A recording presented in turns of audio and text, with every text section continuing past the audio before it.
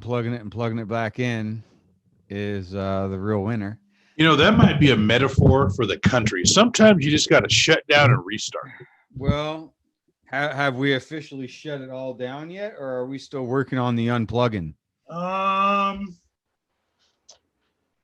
think we've unplugged, and I think we're trying to. You know how you're supposed to unplug it and let it sit for like 30 seconds before you plug it back in? Right. I think that's where we are now. Well, here's the thing. I'm not so sure about that, because if you like plug it in too soon, right, you don't get the reset. You just kind of get the same problems. Yeah.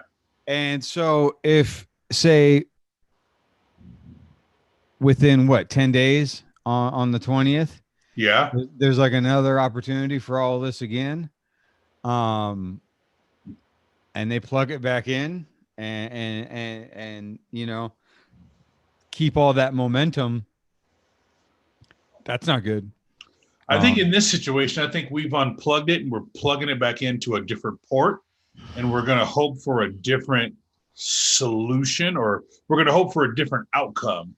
I think we still have the same cord and the same computer. We're just going to plug it into a different port. So lots of sweet metaphors, by the way. Yeah, you like that? So what is the new port that it's been plugged into then? I'll keep rolling with it. I think we're using a new power source now, and by the way, but they're not actually in charge yet.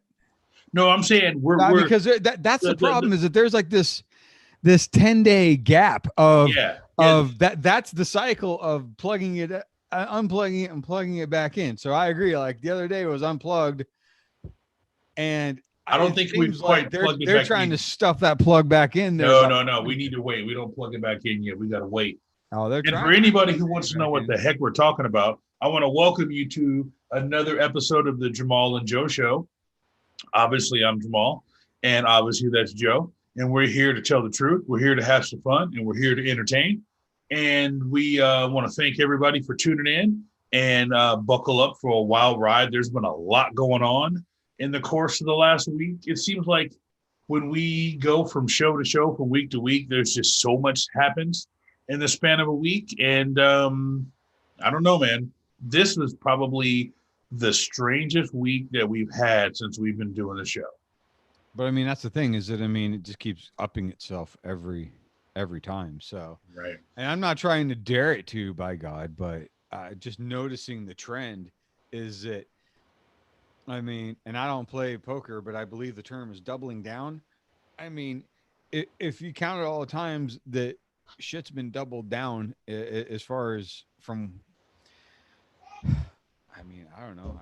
We would be really far in the hole as far as like the debt, because we would. Yes, because you keep doubling down. Again, you're a gambler.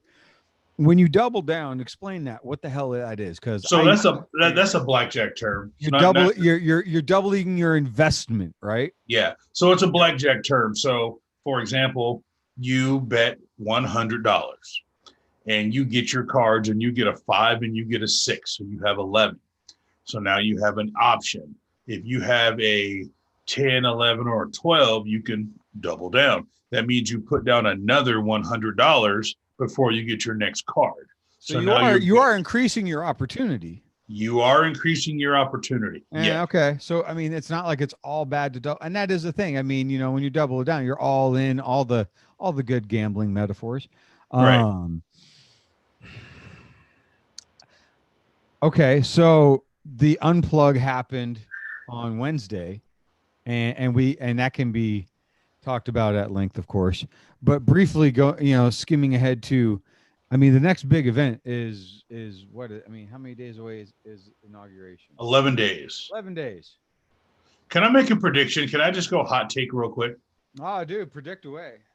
I predict the inauguration is going to be the most boring thing ever, because I think Washington, D.C. is going to be locked down to the max. And had this event not happened the other day, last Wednesday, the inauguration could have been a complete disaster. But I think given that the DC police and the Secret Service and all those guys have egg on their face from just going ole, ole, and letting people in, I think the I inauguration. want to talk about that part too, because yeah, I think the inauguration is going to be benign, boring, sedated. You don't think that all these people are going to show back up again? No, I don't. Okay. Let me rephrase that. I don't think that the huge numbers we saw are going to show up. There's probably going to be some people, but I don't think that those show up in those numbers. And if they do try to do anything, I think it's not going to work out well for them. So, I mean, they're more than willing to show up and try to cause trouble, but I think that they're going to be risking severe bodily harm. So you're betting on a far different reception for them this time than last time. 100%. And any subsequent time that something like this happens. So I think they've said for some reason that like Wednesday was an anomaly as far as from a security perspective. Well, a lot of people are saying Wednesday was a test run. For what? For something that could be coming bigger later. I mean, there's a lot of saying. That's what I'm saying for like the inauguration, for example. But are you saying like a different event that they would be trying? Yes. Yeah, exactly. And your mic just went real quiet. Really? Did I get too far away? Is this better? Yeah, that's better. So hold on a second. I mean, if they were trying to plan something for like, I mean, at that point, short of like just bombings, if they're still planning on showing up in mass to go do a thing, I mean, what other event could there be? Or are you just saying like later on down the road, they're just going to randomly all show up in DC again and take over DC? Maybe. I mean, I don't know. The thing is the reception that they're receiving is far different from what I think they thought they were going to get. So remember when the election was over and Donald Trump was raising money, and I think he raised like $250 million. And he had pledged to his supporters that if they were arrested, their legal fees will be paid out of this fund. Turns out that's not happening. No, wait a minute. Go ahead. So you've got all these people who are sitting in jail on federal arrest warrants, and their legal bills are not being paid for. So I think you have the hardcore fervent QAnon or whoever these guys are that could potentially show up. But I think if someone tried to disrupt the inauguration, there would probably be a shoot to kill or shoot to wound order. And I don't think 70% of the country would bat an eye if somebody rushed the motorcade and were shot dead on the spot on live TV. I don't think people would be up in arms and outraged that, oh my God, this happened, because people stormed the Capitol. Are they even going to have like the normal kind of parade and like, they haven't said out there and all this kind of stuff? I highly doubt it. I mean, they don't have to do all that. They could do that shit in a room somewhere. Right. I think the motorcade will still go down, Pennsylvania Avenue. Will he get out and walk? I don't know. I mean, I think he probably will want to get out and walk like every president has done. I think the only time a president didn't get out and walk was after Kennedy was shot and maybe right after Reagan was shot. I think that's the only two times. I'd have to go back and look it up, but if memory serves me. Well, then that's more recent history than 1812 when the last time that the Capitol was breached. Yeah, that's not a good look at all. So where I'm coming from with that is, I mean, I don't think the people were smart to storm the Capitol at all, obviously. I think the police, the Capitol Police, either A, showed a significant amount of restraint, B, were significantly inept, or C, were in on it. It's one of those three. And it could be a combination of each. I don't know if in on it. Does getting told to stand down count as in on it? Yeah, absolutely. So, because I'm just trying to, again, parse it all out.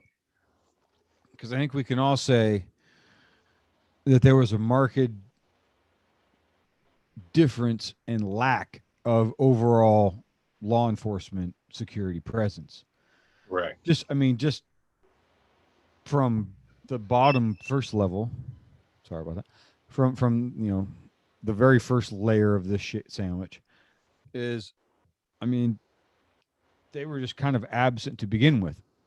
There wasn't a lot of police, and those that were out there, they all were bicycle cops. They actually looked like I advocate police should look. Right. Honestly, for the only time, the one and only time that cops weren't all in their freaking G.I. Joe Kung Fu Grip outfits was this time. Right. I mean, and I'm just saying that, I mean, because there were several, I mean, just, it seemed like areas of, I don't know if they were really cascading events, because that seems to say that like one thing leads to another. And I don't think it was really one thing leading to another. It seemed like it was very much the ability to tell the security in the first place to not even be there. Right. As far as, the normal, I mean, it looked like the security that was there for like any normal work day. Right. Now they knew weeks in advance this was going to happen.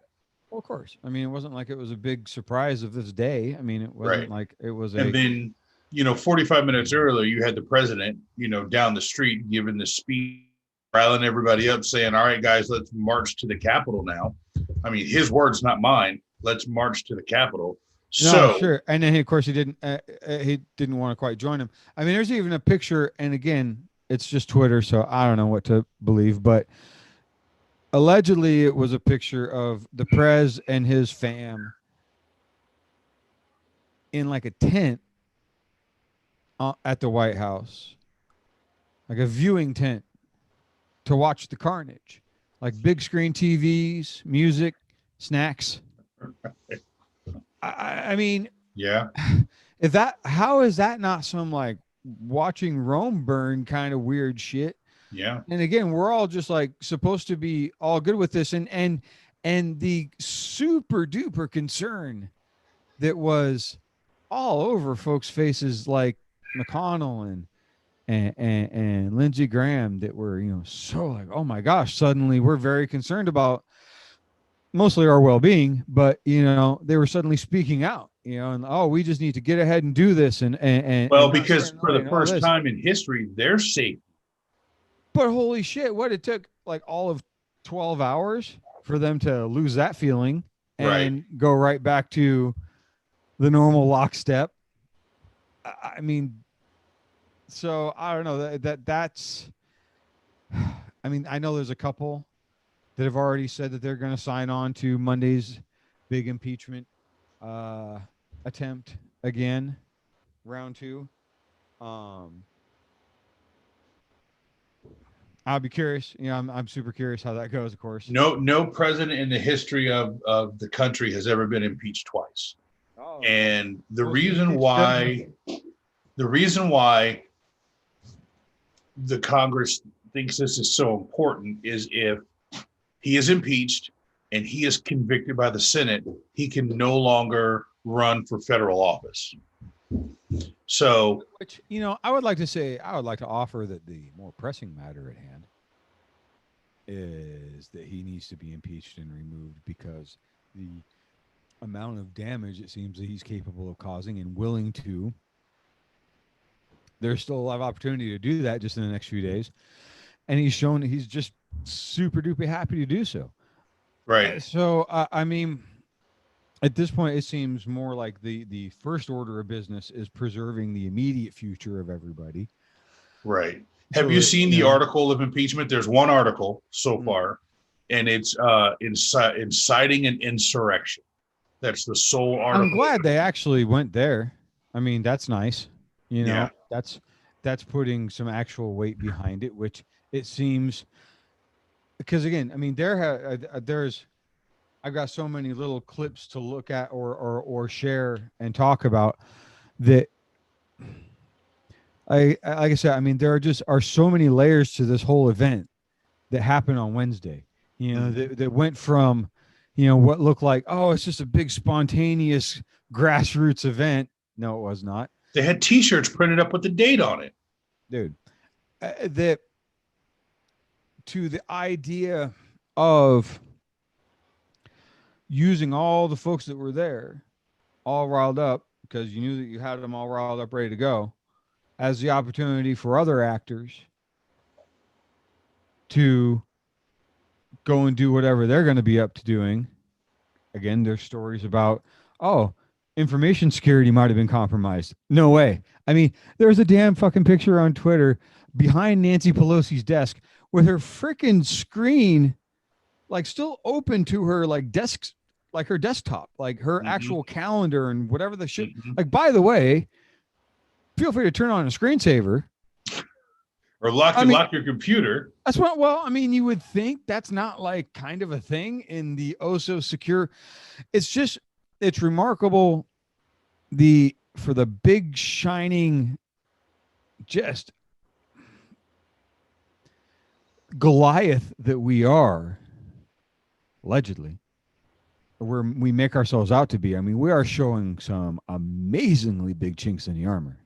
So I don't know if I texted you this or not, but I saw this online and it said the defense budget for the United States of America is over $1 trillion and the Capitol fell in 47 minutes. Well, the Capitol Police budget alone is like $750 million. So if they were told to stand down, where did that order come from? Well, of course they're told to stand down. The Capitol Police, it's not, let's just, again, parse this out. The Capitol Police, what we saw out there were the guys on bikes looking, again, this is the only example you will ever see of how I think police should look as they patrol our streets in a normal, everyday fashion. All the guys that you saw getting their asses beat by that mob, that's how I feel like police should normally look.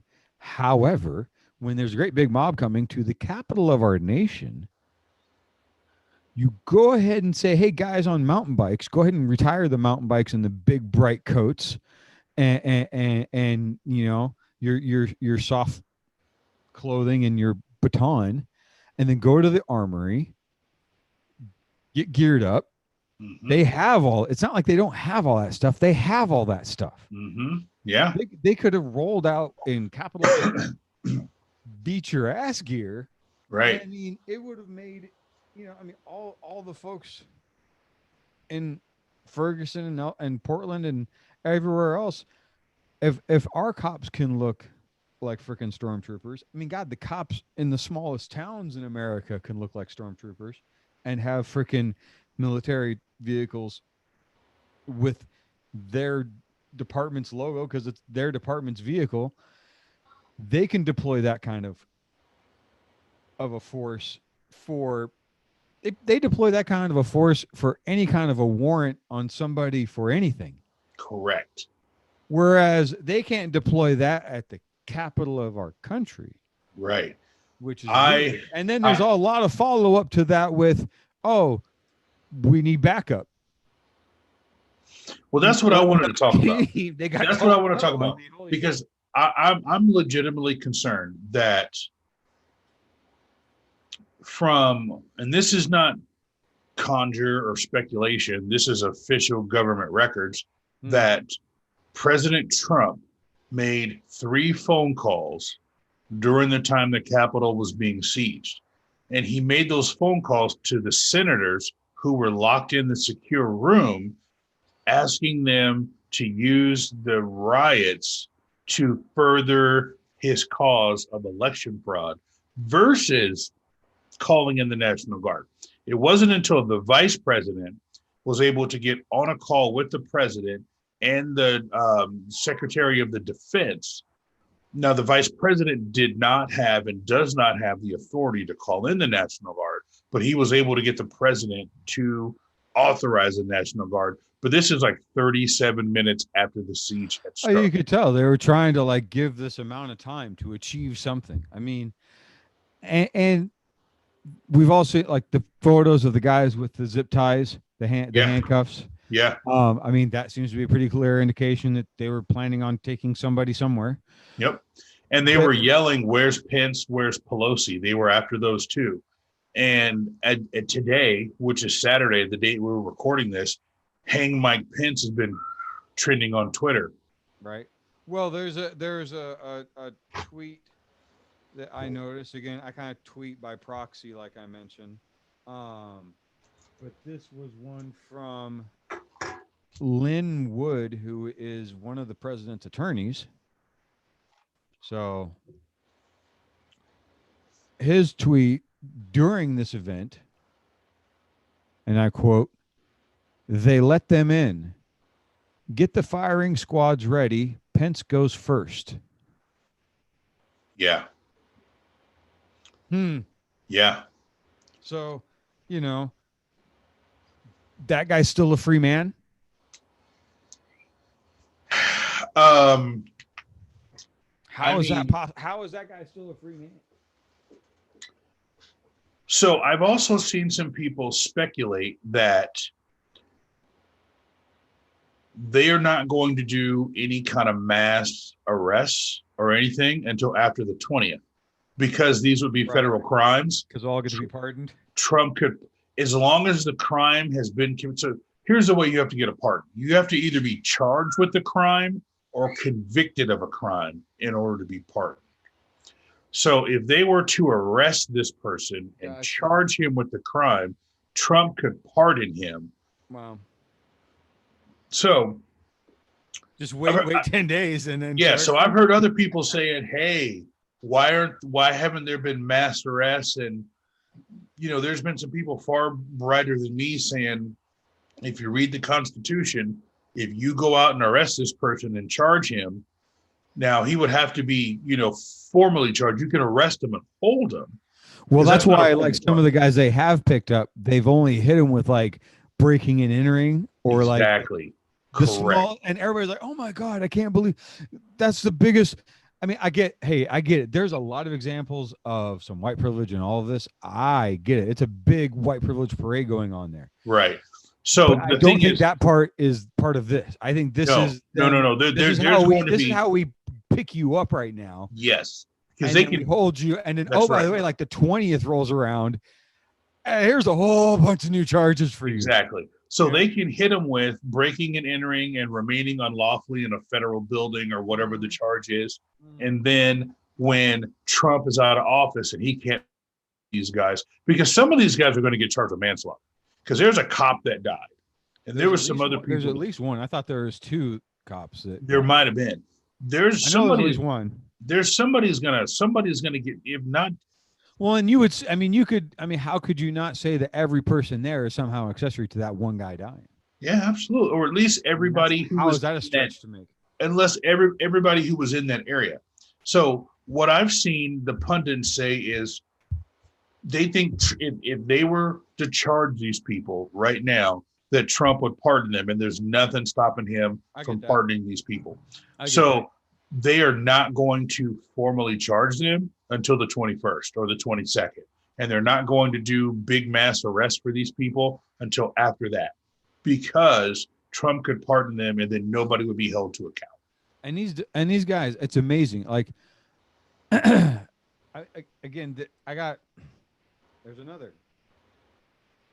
a fellow who was photographed, and like the first zip tie guy that I was aware of. He was a former Marine, right? Or former Air Force or something? No, this is the guy that the photo is him hopping over the railing. Okay. And he was there with his mommy, it turns out. So that's nice. What is it with the mommies giving their pieces of garbage kids rides to like Insurrection and killing it? Yeah, exactly. What the shit? Yeah. Anyway, so they were able to track this fool because he was like one of the few people that was fully garbed up. I mean, full Call of Duty cosplay. Right. He looked fully legit. And also like well hidden.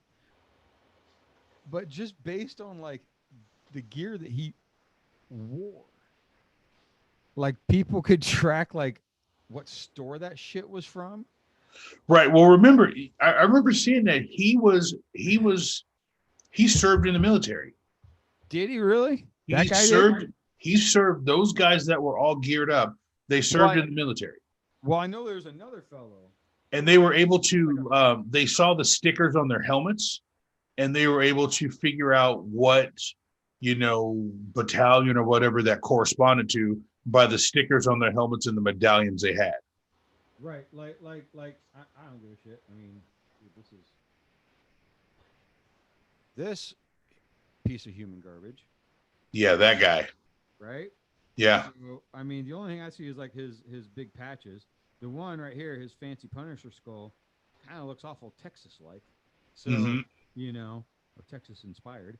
So that's one of our seditionists. But again, he doesn't look quite the same as like a lot of the other ones that were there. I mean, there were a lot of yahoos and just like, don't get me wrong. I mean, they all need to go, but there were some there that were far more outfitted and looked like they were up. I mean, even the way he was like, I mean, he was planning shit. He was directing stuff.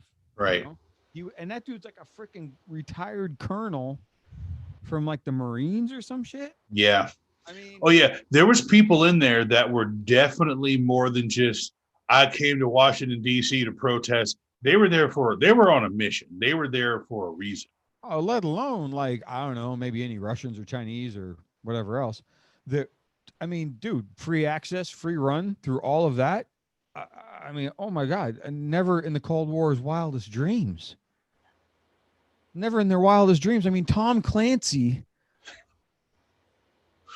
has got to be just like erect with like post-mortem writer's enthusiasm. I mean, I don't know. I mean, you couldn't even write this stupid shit. I mean, this is so. I don't know. I mean, and here's my big question. What the hell was their end goal? What was the plan? They really were going to go hog tie some people, Pelosi, freaking Pence, whoever else. For what end? To publicly do them in and then what's your plan? I mean, I don't see the end goal. I mean, like you said, Trump was making calls. I mean, like they're really going to go, oh, okay, you've got us all literally held hostage right now. We'll go ahead and swing. We're going to go ahead and vote for you. Right. Not us. I mean, and that's going to stick. I mean, that was the plan. I think that was the plan. I mean, oh my gosh. I mean, when you're talking about firing squads, and I guess it blows my mind. Here's the deal: if they kidnap, kill, hurt, maim enough people to where the person next in line from Pence is whoever else, and then they'll vote for Trump's deal. Maybe that I don't know. I mean, these things are usually not very well thought out. No, I mean that's, and all it has to be is Putin going, go do this stupid shit. Yeah. Convince these morons to go do this stupid shit. Yeah. All he cares about is chaos and opportunity. I mean, he wins any way this goes down. Oh my God. But see, here's the thing. And again, maybe I'm just Pollyanna and maybe I'm just positive, but I think we have an opportunity to go in the complete other direction because I think we have adults in charge now. Well, see, I'm not so sure yet because I saw that the first investigation into the whole event was for excessive use of force against the chick that got shot. But remember, until the 20th, Biden can't have his people you can only have one president at a time. I dig it, but I'm just saying my point is that the amount of damage that can happen between now and then. You are 100% right. You're 100% right. But don't sleep that behind the scenes, Merrick Garland isn't ready to go on January 20th at 12:01 with a full-scale investigation. I hope it's just like the hammer of sweet baby. Because think about the irony of this. Think about the irony of Merrick Garland being the attorney general. Oh, dude, I get it. I mean, you get snubbed for the Supreme Court, and then you get to come back and wreak merciful, sweet, vengeful justice upon everybody. I mean, And think of it this way. And dude, talk about every nut going crazy off the rocker with deep state, just screaming at like as every time a door gets kicked in, you know. Oh, and doors are going to get kicked in all across. I mean, they're arresting people now. Doors are going to get kicked in. But think about this. Biden can remain the guy on the white horse, and Merrick Garland can be the dirty, rotten prosecutor. And just go hammer people. Right? Because Merrick Garland, from what I know about him, and I did a lot of research on this guy 4 years ago or whenever it was, whenever they were trying to get him through. And obviously, I've never met the guy. But he's kind of a bulldog, and that was why they wanted him on the Supreme Court. But again, he's going to do whatever the administration is asking for, and if they go, "Oh no, we need to heal as a nation," here's the deal, man. I don't want to hear that. No. Nobody wants to hear listen that. To, you know dude, listen to me. Tell me who they wants to hear stormed the Capitol. I get it. That's why nobody wants to hear that. This is like Joe Biden can say, "I'm going to heal the nation," while the attorney general is putting fools in jail for 20, 25 years. That's you. If you that don't heals the nation, if you let this go, then every 4 years at the end of somebody's presidency, you storm the Capitol because nothing's going to happen. No, heads are going to roll. People are going to be locked up. Because do you think actually, because didn't they just reinstitute federal executions? They sure did. That's ironic. Yeah, they sure did. Was that part of their whole amazing scheme? Was look, and by the way, we're gonna make our crazy arrests with our zip tie guys, and then we're gonna have like our public federal executions that are totally legit now because that's like the one thing we legalized and we made sure we said was this whole thing. I don't understand. So there's going to be blood in the water. There's going to be hell to pay. And there's going to be a lot of people on the conservative side that are going to say, you're taking away my freedoms, you're doing this, you're doing that.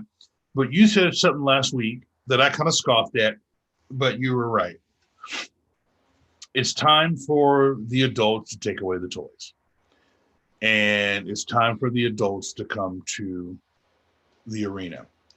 And if you are someone who is speaking out in insurrection-y tones, I don't even know if that's a word, but threatening to overthrow the government or the president or whatever it is, you are going to be taken off the streets and you are going to be put in a dark, damp hole. That's the way I always thought it was supposed to be, but instead they're having parades. You're right. Here's the deal. Yeah. You have to look at the 242-year history or whatever the number is.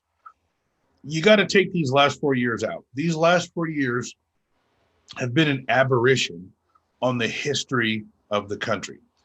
And there was a lot of glad handing and a lot of things that went on the last 4 years that probably shouldn't have, that went against what you always call the gentleman's agreement. And I think we're going to get back to the normalcy of running the government. But I think these people are going to can't be on this gentleman's agreement bullshit. I agree. I mean, I don't. These there are so many of these folks that are like even the 120 something Congress people that were still voting to uphold the whole thing. Yeah. I mean, I don't know. Is there any repercussion for that? I mean, is there any repercussion for the dude that was, giving the fight the power sign to all of his? I don't. He's like the senator from I want to say like maybe Nebraska. Yeah.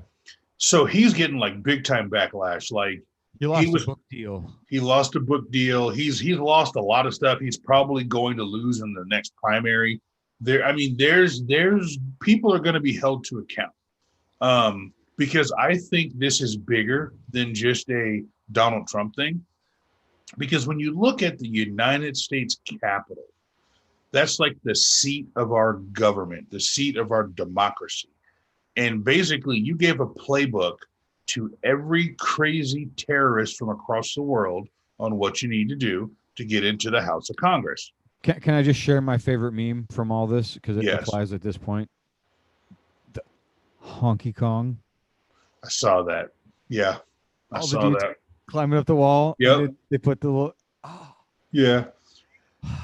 It was almost worth it just for that. But, yeah, but I the momentum that they had with the Don. I mean, I don't know. I'm sure they can rally the nuts around anybody that is willing to speak a bunch of crazy shit to them, because that's all they got to do. Go speak a bunch of fucking late night with Coast to Coast to a bunch of nuts, and they'll. Oh yeah, and you can pick up all of Trump's momentum. And granted, I mean, you gotta put on the show, right? That dude likes to do, snort enough Adderall, and you can put on the show every night too. And because I mean, now that he's all deplatformed, and as much as I scoff at, oh my God, that's the biggest punishment in all this is you took him off of freaking Twitter. That is a big move, because that is such a gigantic platform, and if he cannot truly come back on that as at real Donald Trump one, you know what I'm saying? Yeah, I mean, like, oh, he's back, then yeah, I would think it. The super core people will follow it, because they'll follow it wherever, but his reach of gathering new folks will be less, because it's not going to be broadcast to everybody all the goddamn time in their face 24/7. I mean, yes, I agree. I just wish they would have taken him off Twitter like a long time ago. How did it take? Oh, in open insurrection. Okay, now you've crossed the line. Everything up till now has been cool. Apparently, the most it got him was a little red annotation to all of his stuff that nobody gave a shit about.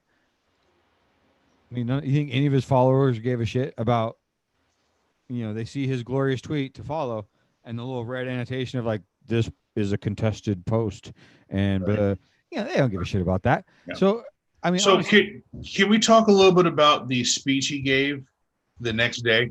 Can we talk a little bit about that? Is that the one where he's like, "I love you"? No, not the "I love you" one. And you're not that one. That was the day of. That was the day of, right? Yeah, I'm talking about the one the next day. I love you, and I know how you feel. Oh. So the one the next day.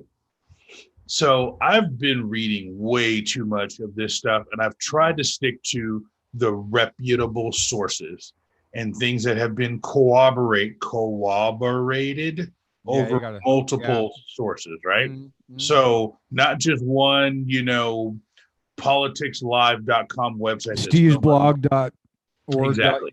So I've looked at legitimate websites, both conservative, liberal, down the middle, and I've kind of collated what I've seen on all of, quote unquote, reputable sites. And, there's always going to be someone that's going to say that this site's not reputable and that site's not reputable and, whatever. Anyways. So the best that I have been able to kind of put together by reading through the lines and reading on the lines is that speech he gave where he was obviously reading from a teleprompter. He obviously did not write that speech. Whether or not he believed what he said. Oh, like that was like the one where he was actually telling people like, I'm sorry, go ahead. Yeah. Is because you had like 4 people in the cabinet retire or resign. And the way the 25th Amendment works is you would need the Vice President of the United States of America to declare that the president is no longer fit to fulfill the oath of his office, and he would need the majority of the cabinet, which I believe is 75%, to go along with him, and then 2/3 of the Congress in order to invoke the 25th Amendment. So, and this was sort of a Fox News site that I saw this, that apparently Pence was really upset that there was people, quote unquote, looking for him in the House of Congress, and he was in the basement. And while people were actively looking for him, Donald Trump and Rudy Giuliani were making phone calls to senators. And then, I don't know if you heard this, they called the wrong senator and left a voicemail. I thought he like handed the phone to somebody else. Yeah, but they were leaving a message on the wrong senator's voicemail. Jesus Christ. Which is just amateur hour. So but that's the thing. I mean, amateur hour has gotten them this far. Right. So Pence, the way the story goes, Pence talked to Trump and told him, I have the votes in order to 25th Amendment you. You have to read this. And if you don't read this, then we are going to invoke the 25th Amendment. So he releases that statement. It's about 2 minutes long, where he sounds like a cogent adult, nice. Which is why you know he A, didn't write it, and B, didn't believe in it, but he said it. Yeah. So it's on the record. And that was enough to kind of satiate Pence and the other people who hadn't resigned yet, not to invoke the 25th Amendment and basically to keep him, you know, in his office or wherever for the next 10 days and not cause any trouble. So, and again, that's just not me making that up. That's coming from 5 or 6 different sites, reputable sites that have shown that they've been reputable over the years. That's the story that came out. In that speech that was so profound, or that could make Pence go, okay, I guess it's not so bad that you just sent a bunch of people to fucking go kill me. Right. I mean, honestly, what was in that speech that Trump gave? I mean, because you said, I mean, like Pence is like, here, you got to read this, otherwise we're going to yank the cord on you.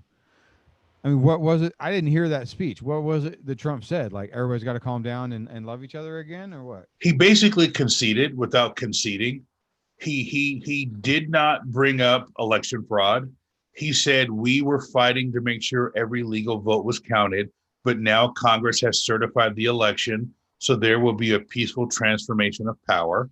Okay. He basically conceded. He basically conceded and said everything that he should have said on election night. Right. But he didn't say, I concede. He said, there will be a new administration and I will ensure that, he goes, my focus now is on a peaceful transfer of power. I think that was his quote. And maybe we can get our executive producer to put the quote on the screen. But he basically conceded and said, you know, it's over. And then shortly thereafter, he dropped all of his lawsuits in Georgia. So he pulled back all of his lawsuits in Georgia, which is the last one. So it officially put an end to it. Okay. I mean, which great. So not again, just for those keeping record, you can incite an insurrection, storm the Capitol, attempt to take hostage and possibly murder anybody and everybody that you get hold of in the Congress and Senate, including the vice president. And if you fail, you just got to read a letter. Yeah. I know. I mean, we will never know the inner workings of what's going on right now, because I'm positive Pence knows something.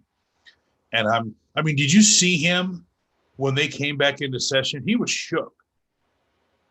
I was trying hard to keep up. I missed it when they came back in. I saw it when they were getting back going, and I tried to watch until they finished, but I couldn't make it. Pence was shook. He was shook.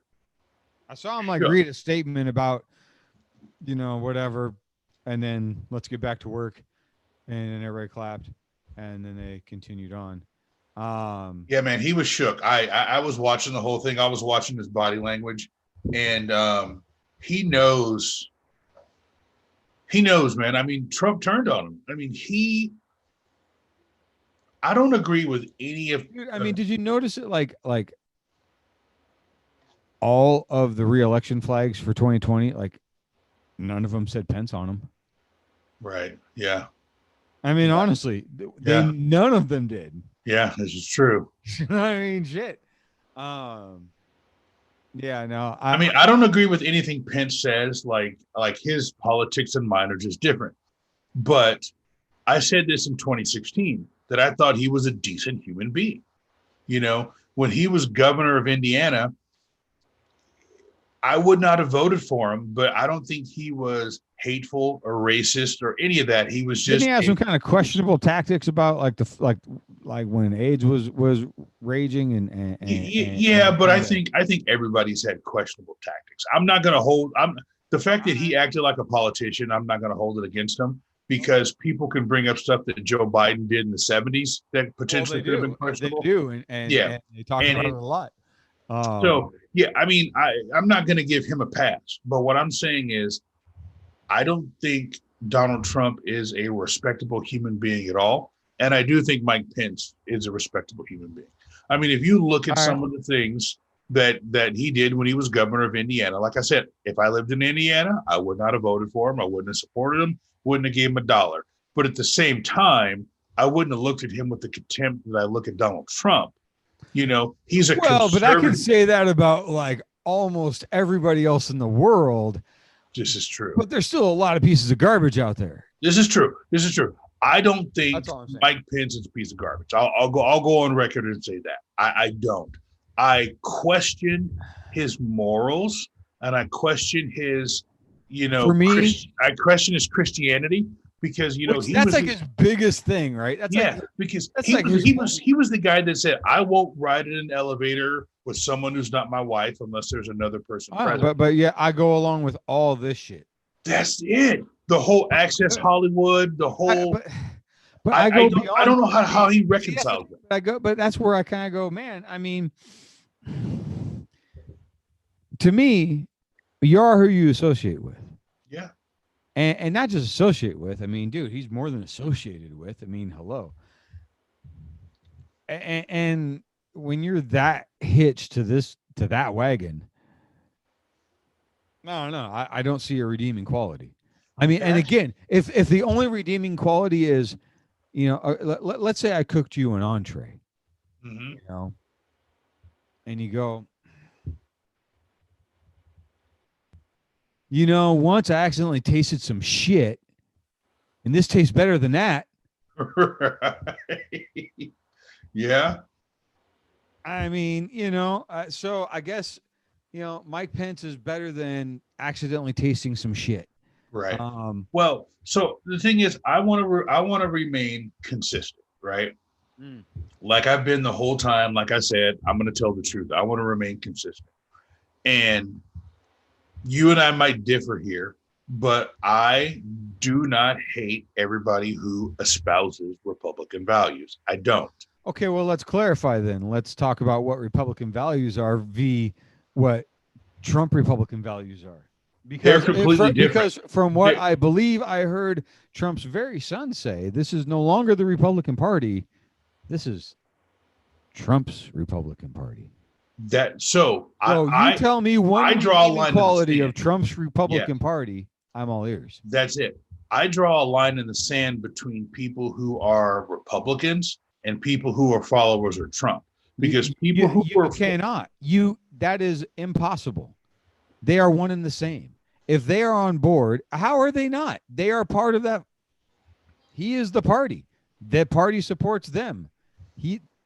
That's it. There are people who are Republicans who don't support Trump. Did they vote for him? I'll go with my one friend, and I won't call his name out. But if he's that'd probably be a good idea. Yeah. He lives in Portland, and he voted for the Libertarian candidate because. See, but that's just as fucking bad. I mean, goddamn. See, I'm sorry, and I am trying to bag on your friend. I'm just saying, that's as fucking bad. If you're not part of the, if you ain't part of the solution, what are you? You're part of the problem. Goddamn problem. Right. And if you're still tied to that fucking stink wagon, I got zero use for you, because, and that's the whole thing is like, where does the Republican Party end and the Trump Party begin? It doesn't. It's all the same now. And I don't see how, again, short of any Republican saying, I'm just in it for the taxes. If they tell me that and they raise that flag and they say, I'm just here for the money, and I'm willing to let it all the rest of this crazy shit go, which I seriously have a problem with. I have a huge problem with that. but at least it's honest because they're just here for the money breaks. They're just here for the taxes. I get it. I don't approve of it and I don't like it, but I get it. Well, everybody else is freaking in it because for the cause. And I look at the 70 million people who voted for Trump. And like I said, I have people that are close to me and people who I work with and people who I associate with who voted for Trump. I question why they voted for Trump. But if we look at the Trump army, I don't believe him that it's 70 million deep, because I know scores of people who voted for Trump who want nothing to do with him now, right? They didn't believe in Biden and they never would vote for Biden, just like I'd never vote for Trump. Out of those 70 million people, I would say probably less than 10 million are super hardcore Trump. I don't believe that all 70 I get that. I mean, I get that. There's the true believers and then there's opportunistics. Right. I get that. And that's what I'm saying is that the opportunistics are, I'm assuming, are overwhelmingly there for the money, the tax breaks. Probably, yeah. That's the opportunistic part. Yeah. And again, if they're honest about that, fine. I've got no beef. I've got beef with it, but it's not the same. It's the true. They're, to me, excuse me, that's not the true believer. It's a step above. It ain't a big step above because it's an enabler, obviously. Right. So those aren't necessarily the best folks. I mean, they're not helping the cause of our great nation by them getting a better tax break and watching the world burn around us. Why is that making the world a better place? I don't feel that it is. And so I don't know how you reconcile still checking the R box these days. I don't know how you do. If you say it's because on moral grounds, please list those. Well, if it's on religious grounds, please list those. That's what I'm saying. I mean, I don't understand. I honestly don't understand the following, other than you're free to act like a crazy shitbird and no one will hold you to account. People will applaud you being a crazy shitbird and doing whatever crazy shit you want to do and hate. It's like the haters ball. Right. Well, here's where I'm at. So these two candidates were probably two of the, I don't know, not the most popular candidates, but they got the most votes ever. Donald Trump got the most votes ever other than Joe Biden in the history of American elections. Obviously, folks were eager and motivated to participate. Correct. So I think it was 75 million versus 70 million or 81 million versus 75 million. I don't know. It was something along those lines. Anyways, it's damn near 50-50. I have always been someone who is a uniter and less of a flamethrower, right? You're more of a flamethrower than I am. Now. And that's funny because I fancy myself a uniter, not a divider. But I also fancy myself to see the folks that I don't want to unite with. Right.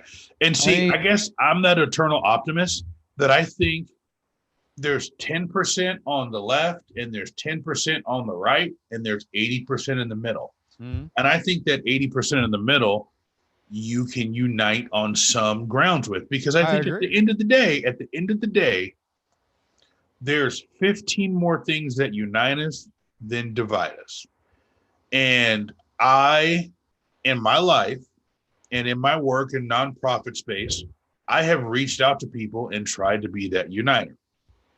And in order to remain consistent in this situation, and I'm willing to take the high road, I'll get altitude sickness for taking the high road, right? Because I think that there are people that I know, right, that I could call up on my phone right now who voted for Trump and who still kind of support him, but not really. I could have a conversation with them and we could talk for an hour and have common ground on a lot of things. There's going to be a few things that we don't have common ground on. And I think now more than ever is we need to reach out to people who disagree with us more than we need to reach out to people who agree with us and find those common grounds, or else it's only going to get worse over the next 4 years. Well, and lest we forget, while in all of my flamethrowing, I also advocated that this country would actually be quite united if it wasn't for perhaps other more successful flamethrowers working so hard to tear this place apart. Absolutely. It ain't me trying to tear this fucking place apart. So I'm Ted Cruz. I'm pissed at the ones that are, and quite frankly, and I said that, I don't know, weeks ago, that the concerted effort that's been made to tear this place apart, it has to be all day, every day, on every format, on every channel. It has to be that intense of an effort to have the effect that it's had. And I believe still, like I believed before when I mentioned it, that if it were not for that effort, if we had just a reprieve from it for 2 months, 6 days, shit, give me an hour of somebody talking like a decent human being to the entire country, and I believe that rift would come together quickly. I honestly believe that. And like you said, yes, there's fringe. There always has been. That fringe has only just been embraced and exacerbated, and now has involved more people from the middle now being the fringe. Right. But that's only through such crazy amounts of effort. I mean, the nonstop barrage. And if we put any kind of effort into a more unified message, I believe that rift would heal dramatically. And of course, there would be other steps to take, like we've talked about before, of ways of broadcasting and enhancing giving the megahorn to people that shouldn't have it could be looked at too, because that hasn't had a real positive effect. Well, I mean, there are pros and cons. Because there's so I think the political temperature in the country needed to be turned down, and I hope that Joe Biden is going to turn that temperature down. At the same time, I hope he's holding these folks to account. I think you can do two different things. I think you can enforce the rule of law and hold people accountable, and at the same time, not make them political prisoners. Because I firmly believe that Donald Trump was holding people as political prisoners instead of enforcing the rule of law. So that's my hope for Joe Biden, is that he turns down the temperature, but lets the Justice Department do the legal thing without making it political. Because, go ahead. And I was just gonna say, I mean, how it's already kind of that. I mean, I get it. It's his job coming up, but that responsibility that he's immediately walking into of fix all this now, please. And again, there are still efforts, like the efforts being made to try to just keep tearing it apart. I mean, having Trump off Twitter, I think is going to be a huge help. I know that they banned that Parlor place. I believe they banned that from some existence. I'm sure something else will spring up in its place. But I mean, the point is, it makes it harder and harder for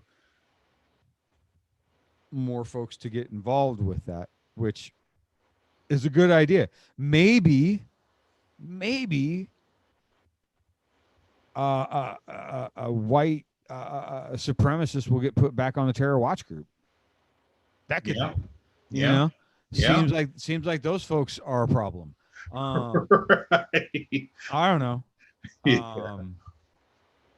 I mean, and I mean, there's just so many layers, like I say, to this stack of shit pancakes.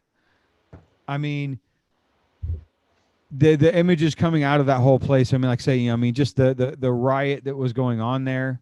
I mean, a place that was supposed to be, you know, the impenetrable sacred halls of Right. on and on and on and on. Yeah. And honestly, like again, I can't take credit for any of this because it's all just stuff I've seen on the web. I'm sure we've all seen the same memes, but the one where like because all the people like it showed like they were like walking through like this hall of statues, right? But they were all like, you know, there's like velvet ropes set up, and it looked like it was like a tour going through, right? And so he remarked that the velvet ropes did a better job containing that mob than the fucking cops did. Right. I mean, anywho, I don't know what different layer you would like to.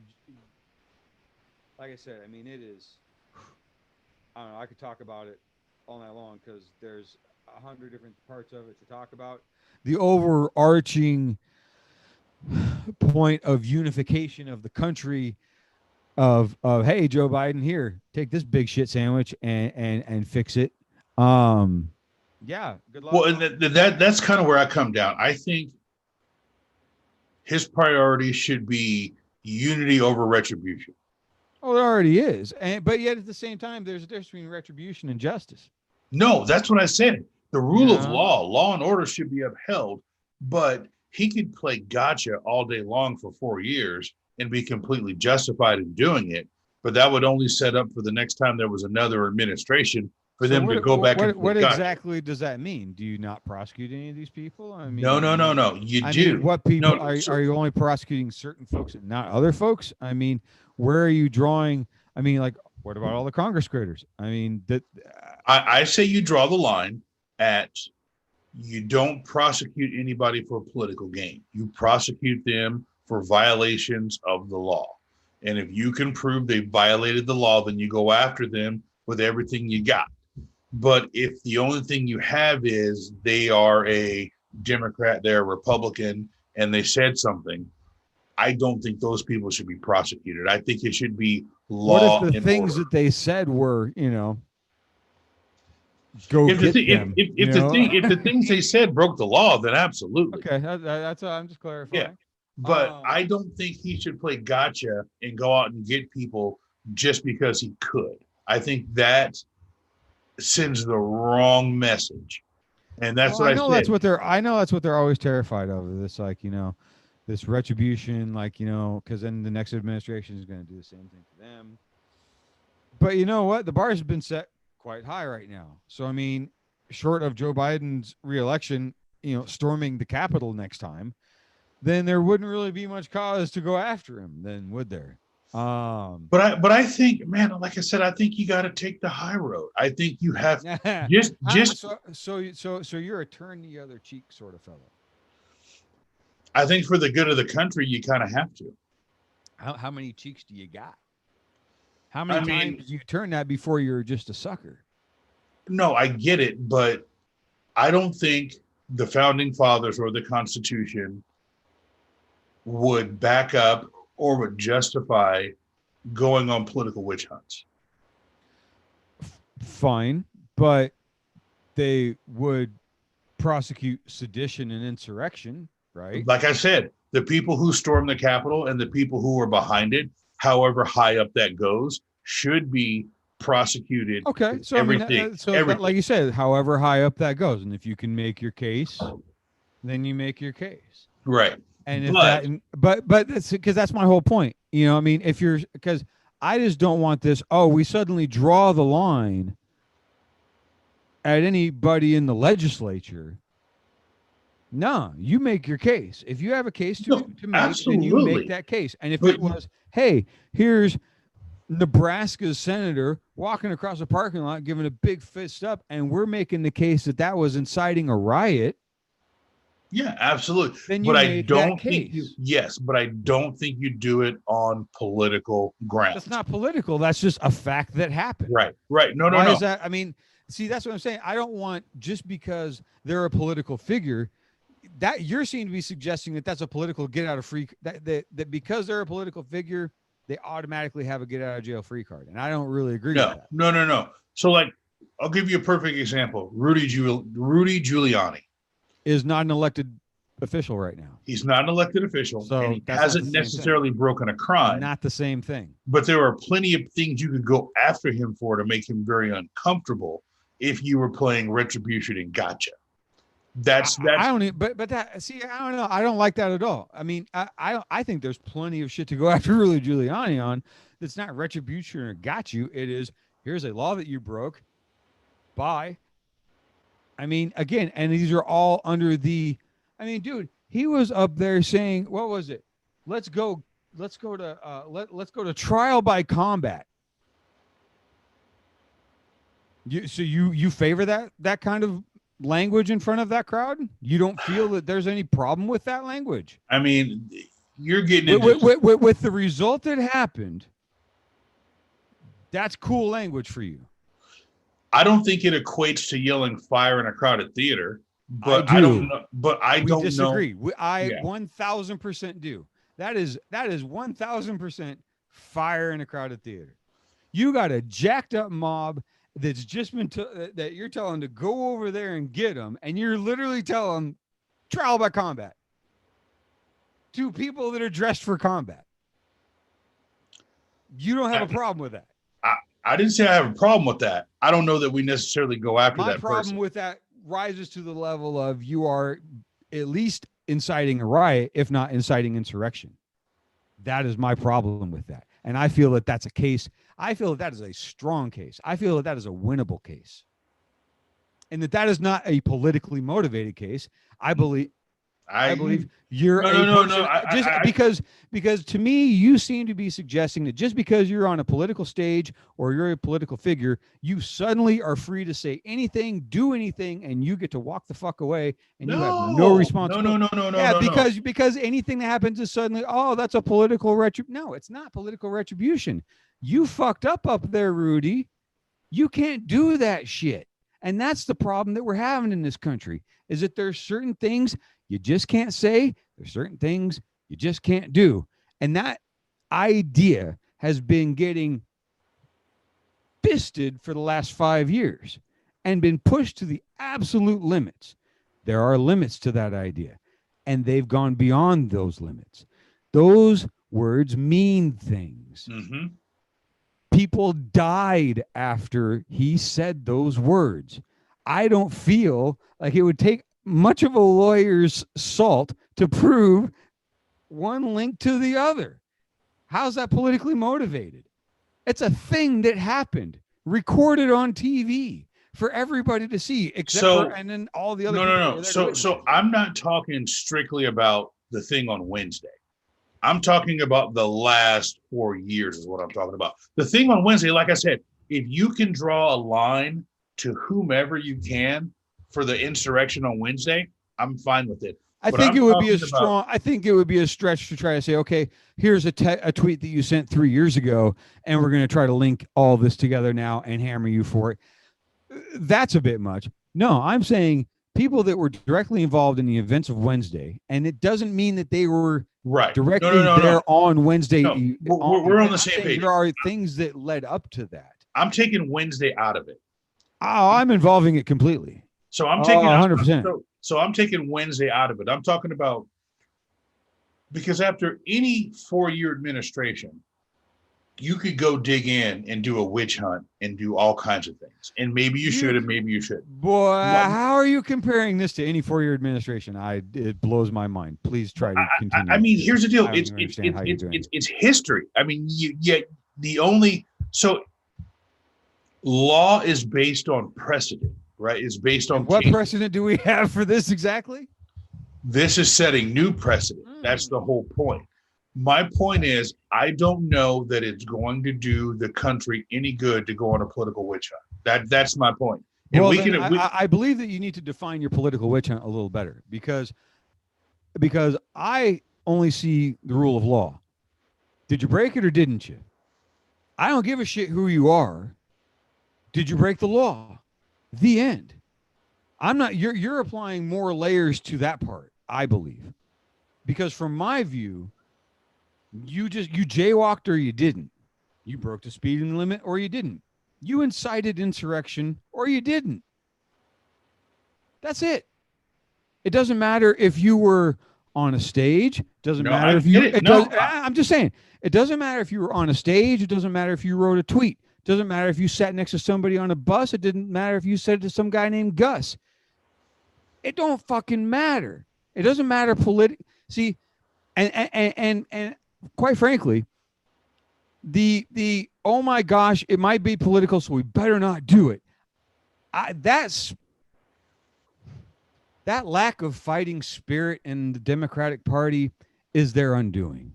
And it's frustrating as a member of the Democratic Party because I feel as though we need just a bit more oomph in the oomph department because we're lacking it. And unfortunately, the other side, that's all they've got is the oomph department. And they've been oomping the F out of us for so long. And I'm tired of it and it hurts. And we got to oomph back a little bit because currently we are a doormat. And I do not like being walked on. And we've been walked on, partied on, trampled on, shit upon, tap danced over, whatever fucking dance they do in Russia where they pop up and down. I'm tired of it, man. There is the law and there is the enforcement of the law. I would like to see that applied universally, like a lawnmower. You stick up, the law comes by, and it evens you all out. Lady Justice got the blindfold on. Don't give a shit who you are. Tell me what happened. Tick the little boxes. And then tell it to the jury. You know what's interesting about that? So these people who performed the insurrection, who were going to obviously request a trial in the DC Circuit Court. Do you know the makeup of DC? Well, I assume that's part of the reason why DC will hopefully become a new state here shortly. And why they've been denied for so long. I mean, the people who are going to sit on these juries look nothing like those protesters. Look zero like the. You mean for like the first time ever? Yes, it's going to be hilarious because it's going to be role reversal of 200 years in America. It's going to be this defendant and this jury, and they look nothing alike and they have nothing in common. But it's going to be role reversal from the way it's always been. Dude, C-SPAN and associated networks might get a lot more viewers. Yeah, in the near future. Might have to bring back Court TV. Dude, I tell me you wouldn't tune in. Oh, I'm going to tune in. I mean, it's going and to again, be. You know, I'm just on. I know I'm on my box, but I'm just saying, you know, this guilt of we can't be seen as wanting retribution. You can. It's okay because when you know what, here's the thing. When you've been done wrong, horribly wrong, and I get that I'm disclaimer, I'm not a religious person. I don't subscribe to any religious doctrine. So I've got that going for me. So I can kind of say whatever I want. And when you've been done wrong, you can seek revenge and it may or may not satisfy you. Usually it probably doesn't. It might for a second, but then afterwards, depending on what that was, probably doesn't. However, there's also a fine line. Like, for example, my oldest kiddo, when he was young,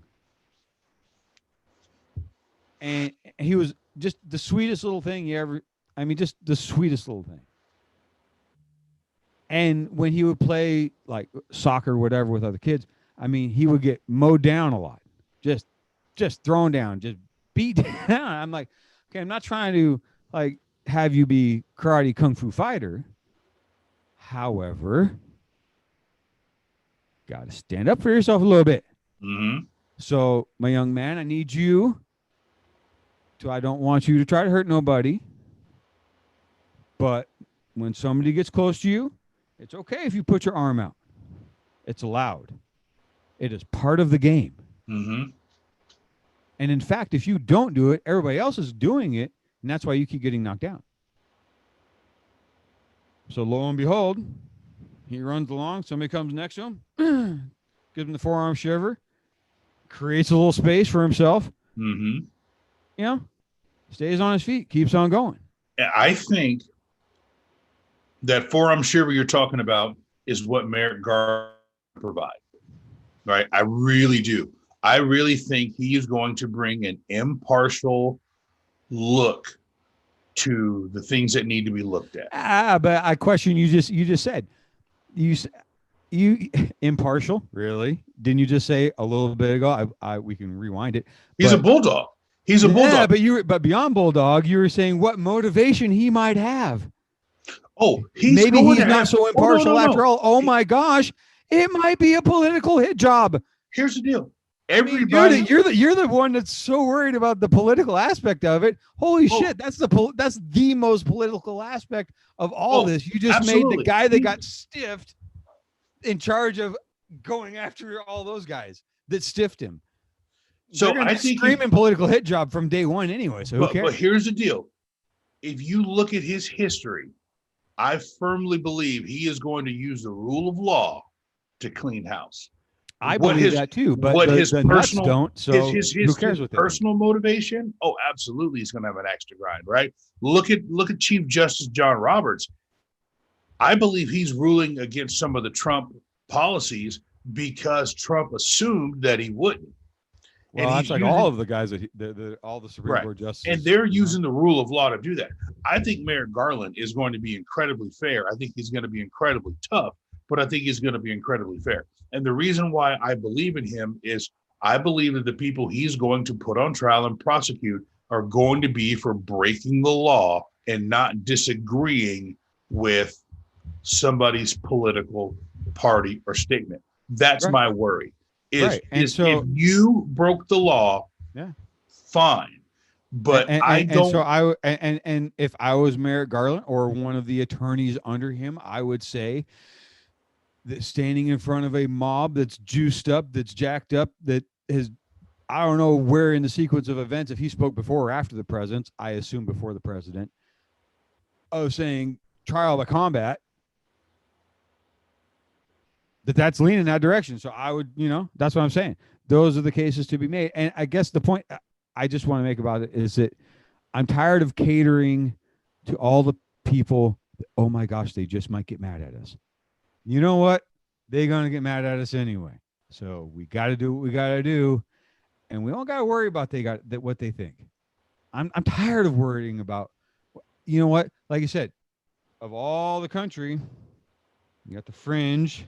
Right. Yeah.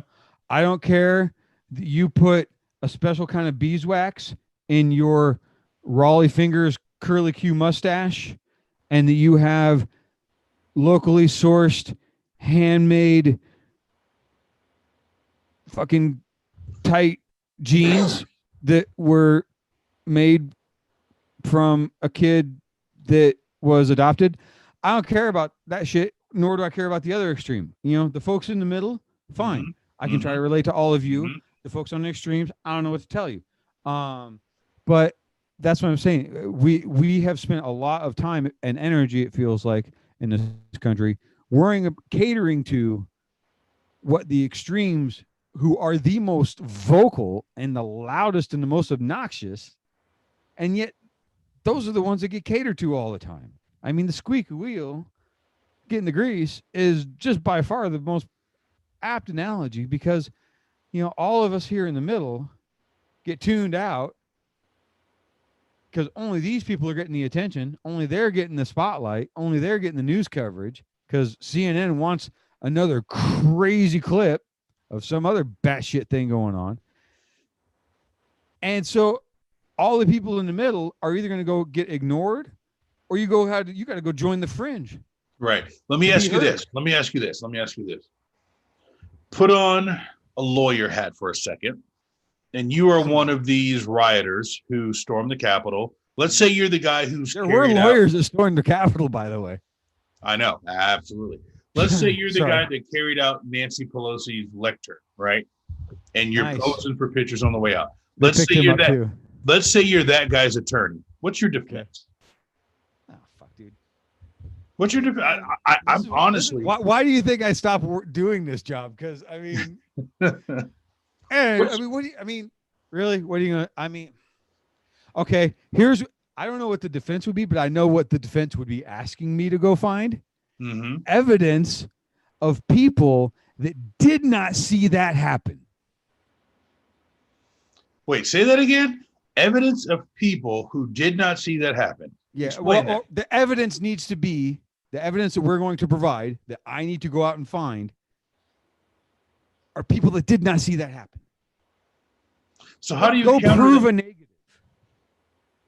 So how do you counter that with a photo on your phone of this person carrying this damn thing out, a video of this person carrying it out, right? I would say, I don't know which one's harder to prove. The video's a tough one. We didn't usually have video when I was doing this work, but what we did have was a fuck ton of witnesses usually. And I would go talk to all of them who all repeat the exact shit that they saw, word for word. Like, well, that sounds like our guy. And now I'm supposed to go find somebody that will tell me that didn't happen.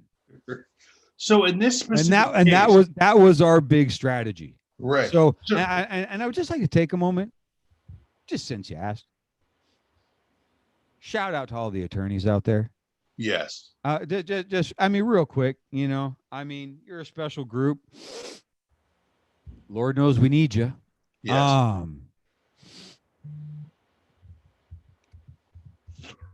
That's the best you come up with. I mean, that's the errand that you send me to go do, and then when that fails, you look at me. Why that motherfucker lost? They weren't my pants, man. Fuck all this, man. I mean, they weren't my pants. No, so and I've been frustrated by our justice system for a long time. I've participated in it from one aspect or another. And I see a lot of its shortcomings, and I've always believed it is still the best one in existence. I agree. I just want to know, again, the last 5 years notwithstanding. Correct. I just want to know, I'm just trying to figure out, I'm trying to wrap my brain around this. What is their defense going to be? Is their defense going to be, I was following the instructions of the President of the United States? I hear you. Yes, I'm crazy. Right. I smoke some crack. I mean, so here's the deal. If they do that to try to save their own skin, then they're helping build a case against the president. Yes. And considering that he totally has their back, I mean, I don't know. I mean, I'm expecting the flight to either, you know, Florida. Like I said, he's either going to go like DB Cooper out the back of Air Force One. You know what I'm saying? Yeah. Like over a non-extradition country on his last trip. I don't know, man. The idea that he's going to be setting up the what is it? The White House in Mar-a-Lago. Well, what would it be called? Like in absentia or the contested White House or whatever? No, he's conceded. I know, but you know what I'm saying? Like, no, I got you. I still feel like he would be like, yeah, like he would still be on the mic from Mar-a-Lago going, "This is the dawn, and I'm still your president." This is what I think. I think that he's that just as a way to stir the pot, to keep the bullshit going, to keep the grift going, and also to keep his masters happy. Again, I know it's wild to think this. I still think he's owned by Putin. I know that's a stretch, but I still think that Putin would see value if it was so crazy that he was owned by Putin. I think that Putin would see value in the Don still stirring the pot in any way possible. And if he could do that as being like the president at large You know what I'm saying? But how much credibility has the guy lost in the last 96 hours, though? How much does that matter to his fucking core group? But view it this way. View it. No. I'm just saying. View it this way. And again, I'm asking you to make a huge leap of imagination, real quick. Pretend Vladimir Putin of Russia owns Donald Trump, lock, stock, and barrel. I know it's a stretch. Just pretend. So, anything that the Don can do that causes the U.S. to reduce itself in stature in any way, shape, or form, in any standing, whether it's world standing, whether it's local standing, if we can somehow lessen our power, that benefits Vladimir Putin. So if he could have yield Putin, essentially, because we all agree, like the core group, the core believers of the Don, I mean, you're talking what, like 30 million people? Maybe 10. You said earlier, like maybe 10? Yeah. 12, 15 million? Yeah. If you were Vladimir Putin, ex-KGB extraordinaire, who grew up in the Cold War and exceeded through the Cold War to then run Russia, if you could say to yourself, you could have 15 million insurgents in America, and a guy to rouse them on, and they will do literally anything he says. Mm-hmm. That seems kind of powerful. Yeah, it's very powerful. Yeah. Again, I know. So you can stop your imagination. Yeah. No. So I guess that brings up a good point that I wanted to talk about. Given that Trump has been banned from most mainstream social media, what vehicle or avenue do you see him taking to stay relevant over the next 4 years? You know, dude, there was a freaking, I don't think I kept that one. There was like a tweet that, I don't know if it was like the press secretary, the Makanakanani, or one of them put out, asking for all of their email, like send me your email, send me your contact info, because now that we've been banned by the deep state, we need to know how to get hold of you. So send us all. I mean, like, they're literally telling their followers, send us all your contact info so we can keep getting. Dude, I'm telling you, they are absolutely going to create some other version of a Twitter for themselves, similar to Parler. Hate Twitter. And the core group, again, yeah, okay, it's a lot fewer than the 70 million that voted for him. I agree, and I understand that. Yes. However, the real punch drinkers, you know, the folks putting on the Nikes and grabbing their purple blanket. Right. And you only need a handful of them to get something done. You don't need. You've got 10 million of them. You only need 15 people to pull off. What is it? You don't. What is it they always say? I mean, just because, again, I watch too much Tom Clancy. I watch too much bad Clint Eastwood movies. What is it they've always said? If you are willing to die, it only takes one. This is true. It only takes one person, right, to get anybody. Timothy McVeigh. I mean, there's saying. Lee Harvey. Yeah. Allegedly. Yeah. I'm just saying, if you are willing, you know, Jack Ruby, who thought maybe he was going to, whatever he thought. But I'm just saying, if you are willing to give yourself up, you can go a long, long ways. You can go a long ways. So put it to this way. So 10 to 15 million. So old boy with all those zip ties. Yep. You think he was prepared, if need be, to go out in a bag? Like if the shooting started. Right. Is there a fair No, but I think that's the point, though, is that they're like all bullies. They only go when they've got all the odds in their favor. Right. Right. As soon as the shooting, like legit, not a few like bike cops with some pepper spray. Right. But like National Guard folks. Well, again, I know we've all seen so many of these photos. I understand, but here's like one of the most apt ones. That here's what that's what the Capitol looked like when the BLM was protesting. Right. That's the army. Right. That ain't even like the Capitol. That's the army. That's the army. So when BLM was there, gosh, they were certainly ready.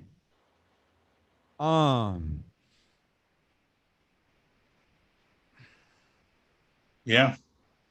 I just, like I say, it doesn't take when you've got, I don't know, when you've got the true believers, the hardcore fanatics, the jihadists. It only takes one. That's what you've got. Yeah. He's got 10 to 15 million jihadists. And yes, again, I've talked about it before. I know you think I'm a flamethrower.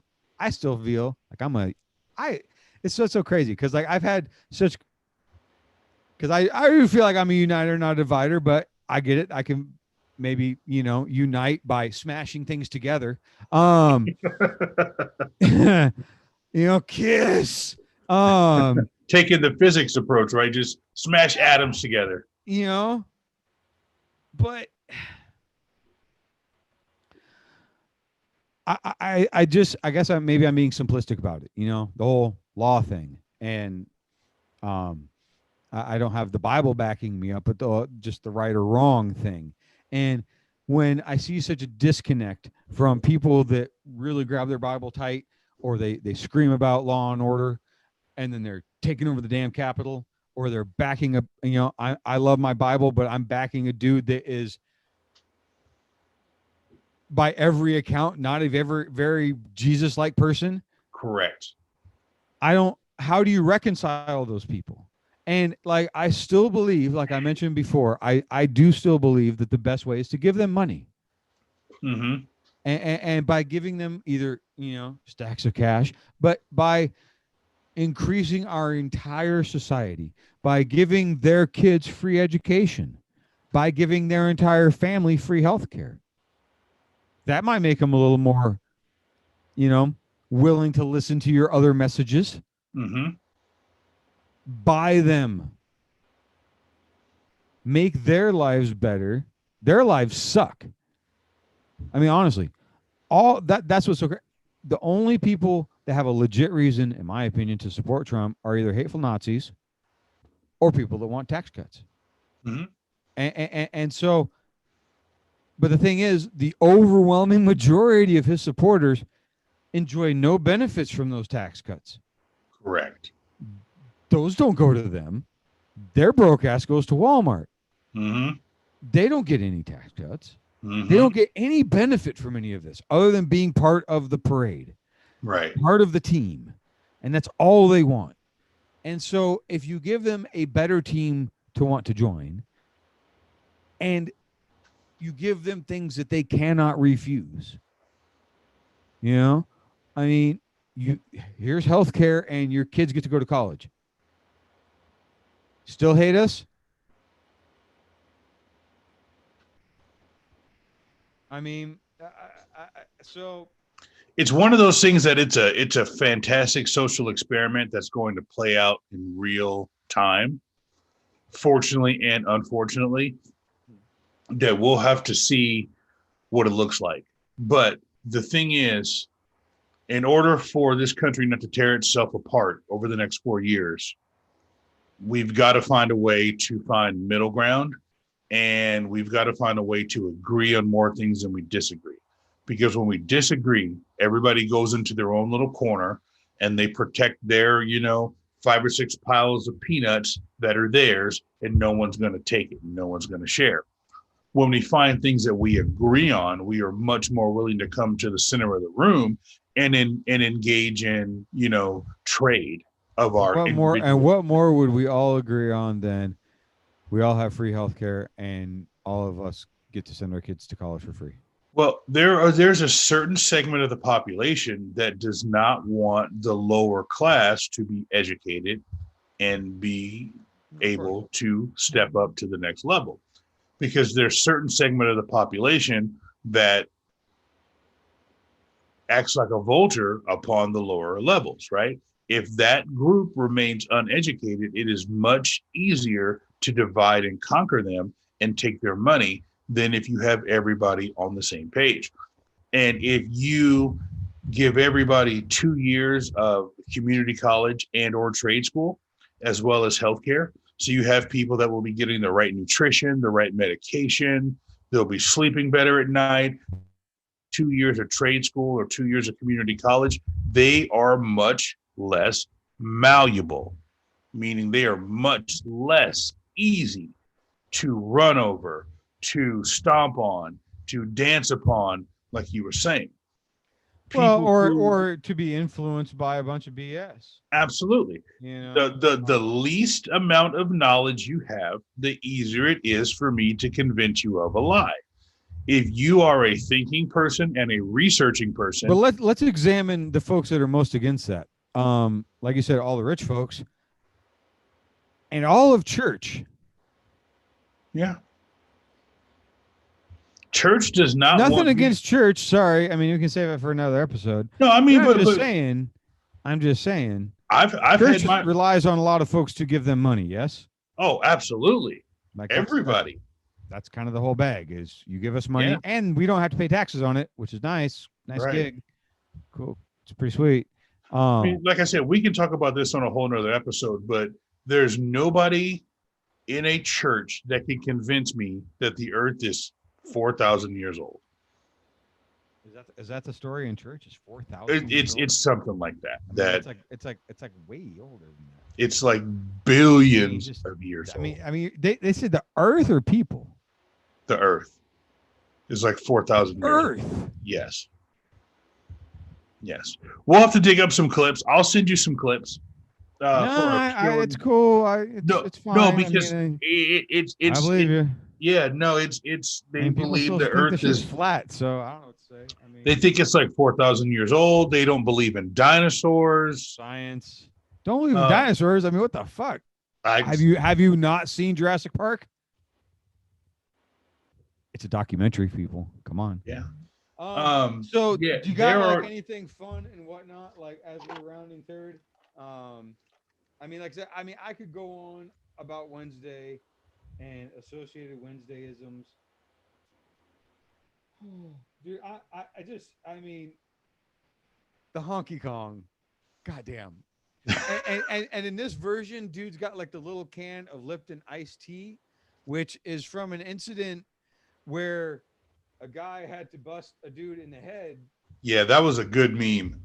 He was getting out of hand.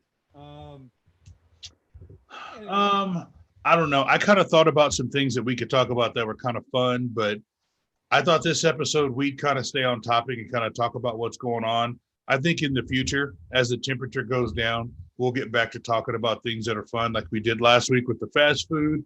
I've got a couple other things like that, but I think for the people out there watching, we wouldn't be authentic if we didn't devote time to talk about this and encourage people who are watching this to, comment and tell us what you think. Because I do know there are some people out there who disagree with us. And when I did my little Facebook thing a couple of weeks back, I got 30 or 40 comments, and there was a significant portion of people who disagreed with me. And it was fascinating to read that and to see somebody else's perspective. I still disagree with them and they still disagree with me, but I think that level of communication is what we need, because if I don't understand you and you don't understand me, we can never come to a common ground. No, for sure. It's always nice to see what not just what motivates people, but I mean, I don't know. Like I said, I'm just not. I don't put a lot of sauce on it. I'm just telling you, I don't see what you're in it for. If you follow, if you're still on the Trump train now, I'm all ears. I'm all ears. I'm because you're obviously in it for the long haul, and I would love to be explained as to why and how you reconcile that idea. After the events of Wednesday, I mean, I would argue the last 4 years, but fine. Let's just keep it to the events of Wednesday. Events of Wednesday. Yeah, I agree. And if you're still on board after the events of Wednesday, then by God, you're a true believer, all right. And I'm sure curious as to why you thought that was okay. And what else is in store? Because I sure see lots of well, lots of stories about advertisements of future goings-ons. Right. But like you say, I don't think the reception will be the same. I believe, I think that was the window. Right. And whether the actual whether the whole thing was what we saw and that was the whole long and short of it, or whether the big circus and show was nothing but a smokescreen for a few folks that were actually very well I mean, there were stories about guys making. I mean, first of all, there were stories about guys getting directions from cops about where to go in the building because doors are not marked about what senators wear, probably for this very reason. Right. And they went right to those offices. I mean, think about every bad 80s, 90s spy movie you've seen. The term smoke That's why, like, screen. James Bond and shit doesn't. Right. I mean, that ain't shit. Yeah. Ain't no James Bond coming to stop this shit. So think about this. Think about the term smoke screen. What does that mean? You throw the smoke bomb. You get everybody looking over here at the explosion, and everybody runs over here, and you got two dudes. Right? You've seen this. They got on dark clothes. They're carrying a briefcase. Everybody's like running and screaming, and these guys are walking very orderly right up to the computer they need to. They plug in, and then they walk out. Well, I mean, right? Am I right? Think about every bad movie. I would like to go beyond bad movie. I would like to go to bad real life, and back at the record store. Think about all the folks that we saw stealing. Right. There were the folks that would go like this and like this, like this and like this. Yeah. And you'd spot them in a second. Yep. Yeah. I was like holding up a sign. You know what I mean? But then there were the people that just came in and went right back out. Yep. And you're like, wait, did I just did? And they were gone. Gone. You walk in like you know what you're doing, like you belong, like you got every right to be there. You don't draw. I mean, and don't get me wrong, it's not like they were trying to hide. I mean, it wasn't like they were trying to. In a way, they were blending in, but I mean, I believe that there were. Just from the pictures we saw of like the guys with the zip ties, guys with military backgrounds, not just chump ass like I was a private and got booted out for smoking weed, a freaking colonel. I mean, that's some shit. I mean, they were organized and they were carrying out an idea. Yes. They were not just wildly storming the Capitol at the rabble rousing of the president and Rudy. That was everybody else. That was the smoke. These guys weren't there for the parade. The parade was there for them.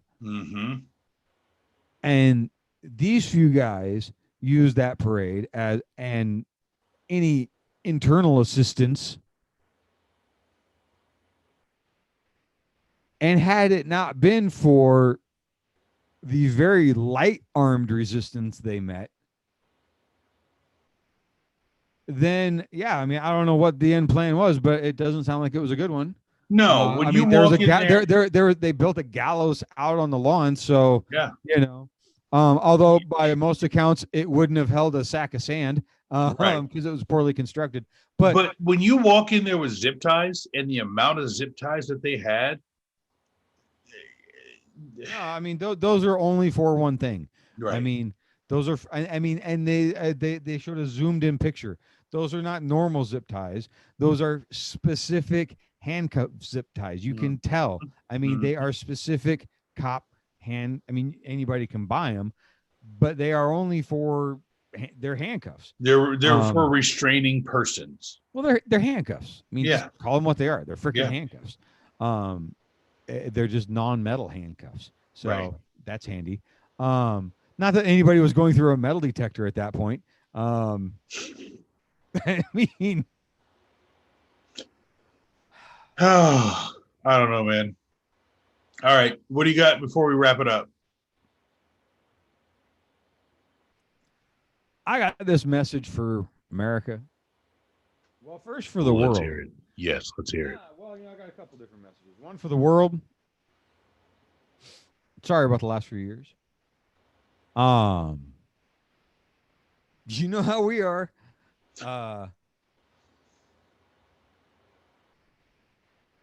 And I understand how like they would be like, okay, well, any agreement we ever enter into with America again is good for about 4 years. But we'll be on baby steps again, hopefully. To my fellow Americans. Let's keep our shit together.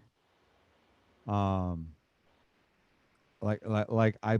truly believe the overwhelming majority of us are all just looking forward to things going smoothly on the 20th and bright new sunny days ahead.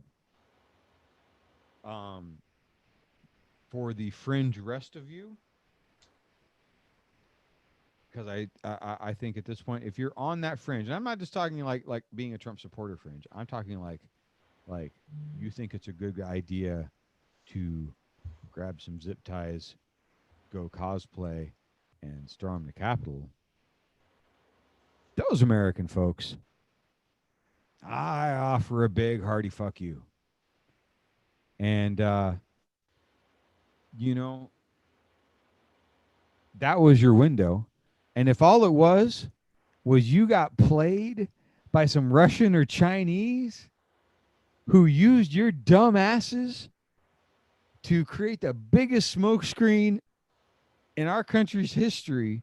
So if you Russian and Chinese freaking actors could get through and steal Hunter Biden's 15th laptop, I don't know, whatever they took, but they took plenty. I mean, it was all there for the taking. Good job helping those guys. You done got played.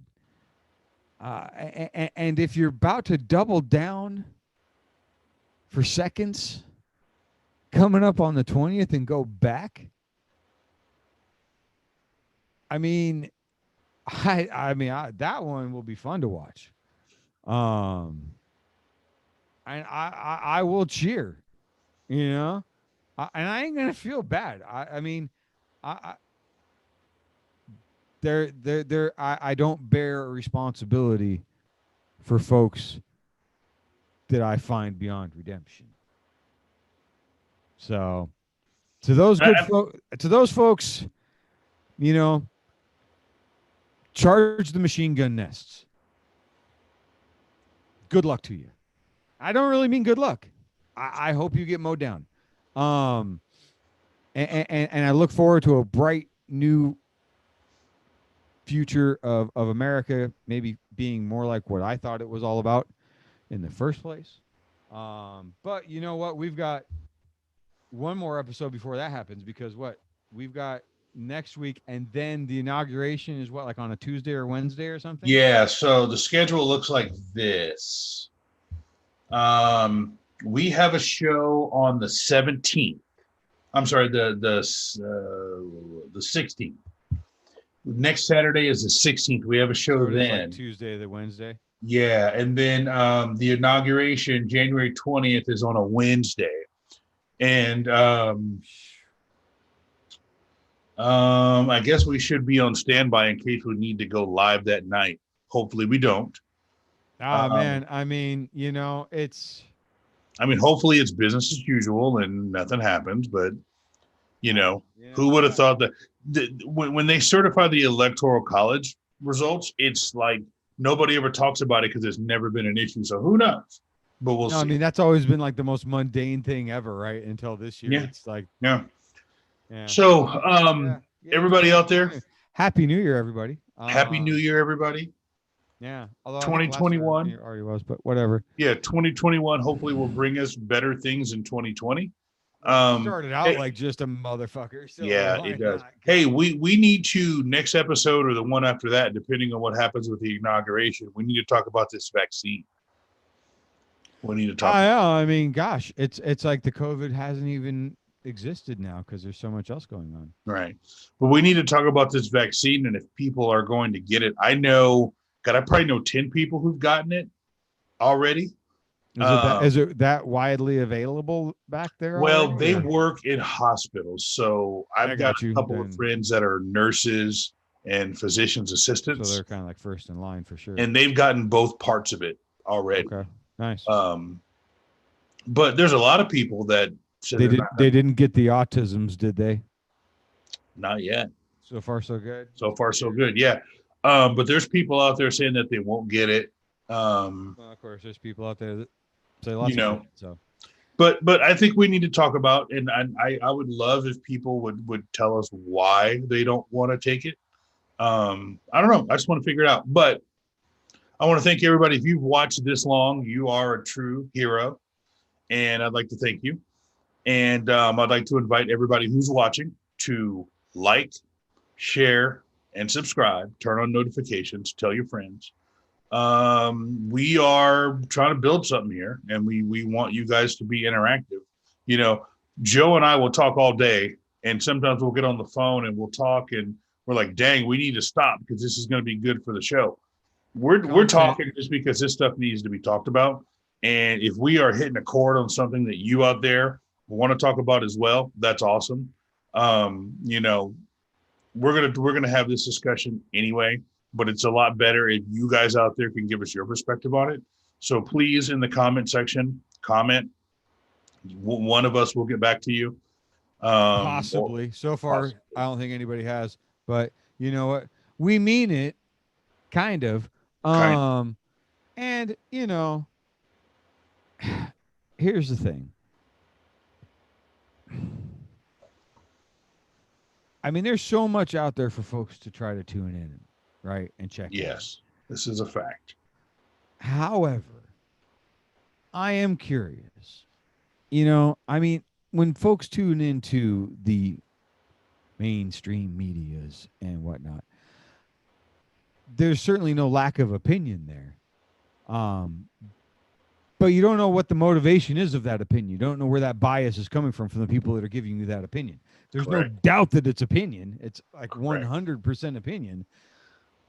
But you don't know where the motivator is. The motivator here is it's that guy and this guy.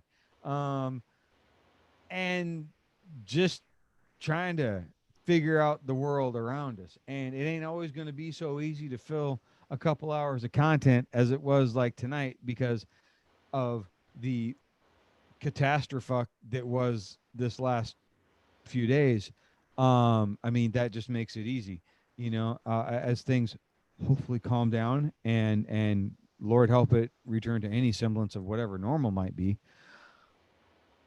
Then we'll have to get creative, you know, then we'll have to go, oh, here's on my list of things as I try to say this would be good for the show. But like right now, it's just, man, the world.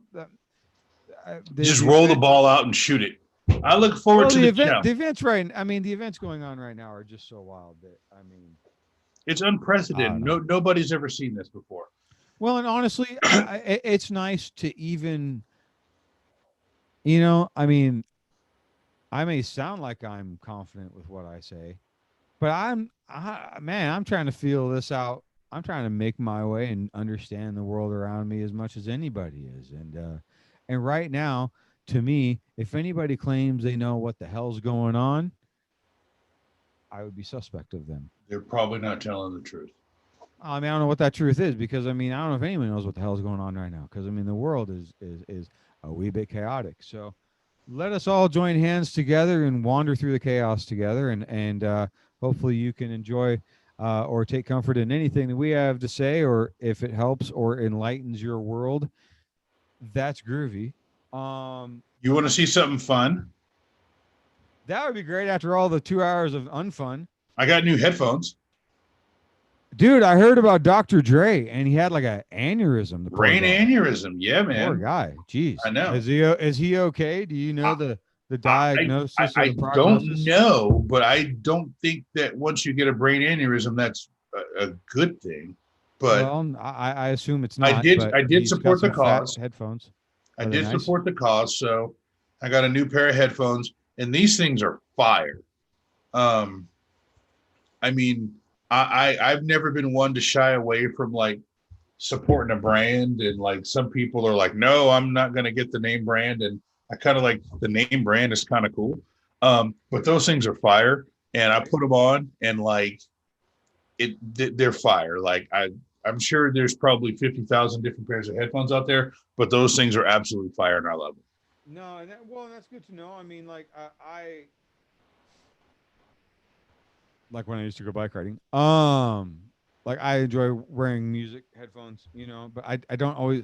I recently enjoyed the Apple earbuds as far as I could tolerate having them in, but usually I hate earbuds. I like having, but you can't wear the big earmuffs like you got under a helmet for bike rides. So Right. there's these ones that do like a little clip here, and it's like a little earphone that kind of rests on the outside. But God bless it, those are really hard to find. I did want to say, just because, I mean, everybody loves a reaction video. Yes. Yes. So, and I thought that this worked pretty well the last time. We tried this. If I just tell you to look up a thing and you look up a thing, watch it, and then reaction. Yes. You got no, you got 3 minutes and Let's do 22 this. seconds in you before tell me what I'm pulling up here. All right, so this is to sign off for the night, and God damn it, kids, if you don't think I'm hip. So this is Saweetie featuring Doja Cat, and the song is Best Friend. And it discusses some of the current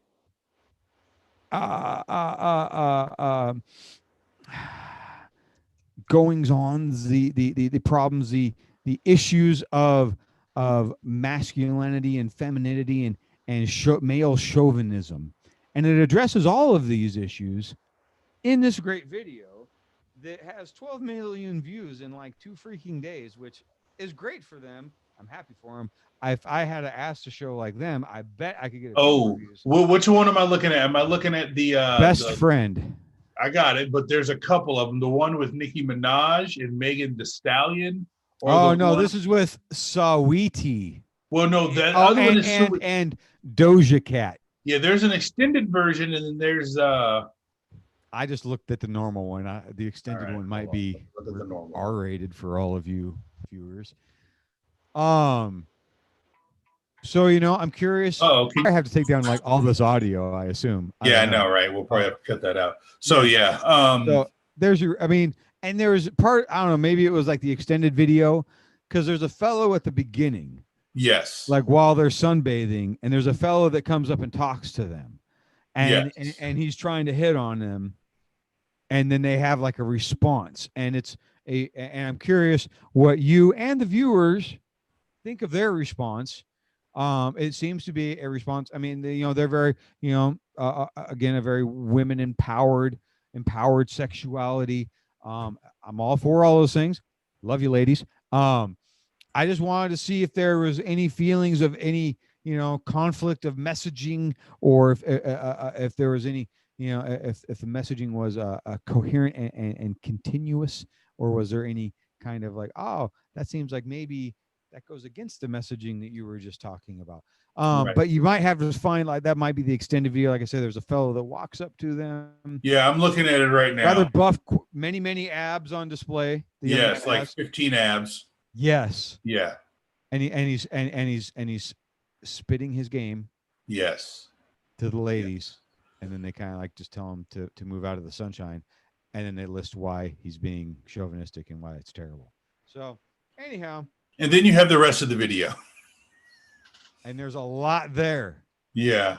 There's a lot there. Yep. All right, man. Well, have a good night, and I will talk to you, and we'll do this same time next week. Stay safe, America and the world, and 7 short days. I'm sure nothing too crazy. I'm not sure. Yeah. Nothing too crazy could happen. What? I mean, make sure on your list of things of mundane stuff to talk about, you've got that ready, because I'm sure there will be nothing else going on between now and then. Yeah, I'm sure nothing can happen between now and then. Smooth sailing. Yep. All right, my friend. I will talk to you. Take care now. See ya.